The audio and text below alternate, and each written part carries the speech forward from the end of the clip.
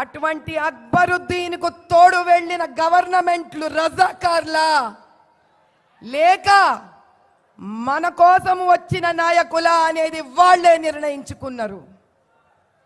ఎంఐఎంకి తొత్తులుగా నిలబడిన ఓవైసీ ఇద్దరు అన్నదమ్ములు, వాళ్లకు మాటి మాటికి సహాయం చేస్తున్న బీఆర్ఎస్ తెలంగాణను కోరుకునే వాళ్లకు మాటి మాటికి సహాయపడుతున్న కాంగ్రెస్ తెలంగాణని సుభిక్షత కోరుకున్న వాళ్ళ కారు.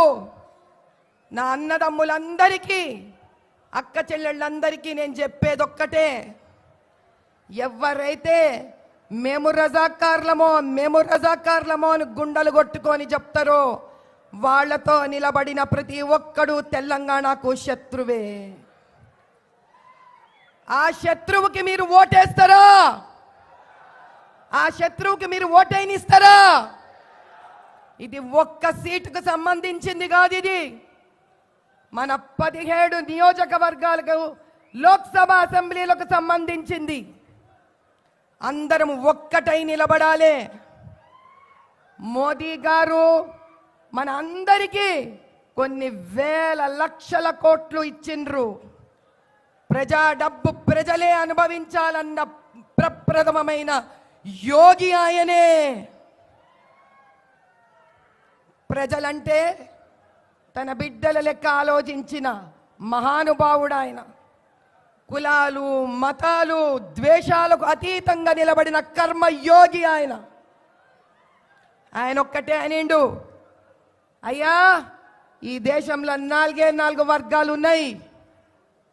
ఈ 4 వర్గాలు ఏ దినమైతే సుభిక్షంగా అద్భుతంగా అభివృద్ధి వైపు పోతాయో ఆ దినం ఈ దేశం ప్రపంచంలోనే నంబర్ 1 అవుతుంది. ఏవి ఆ 4 వర్గాలు? ఒకటి మన దళిత అన్నదమ్ములు అక్క చెల్లెళ్ళు. అందుకే మురుమురమ్మని తీసుకెళ్ళి ప్రెసిడెంట్ చేసిండు ఆయన. 2 రైతన్న. ఏ రైతన్న చెయ్యి పెట్టందే భూమి నుంచి బంగారం పండదో అటువంటి రైతన్న మనకు ముఖ్యమని చెప్పిండు ఆయన.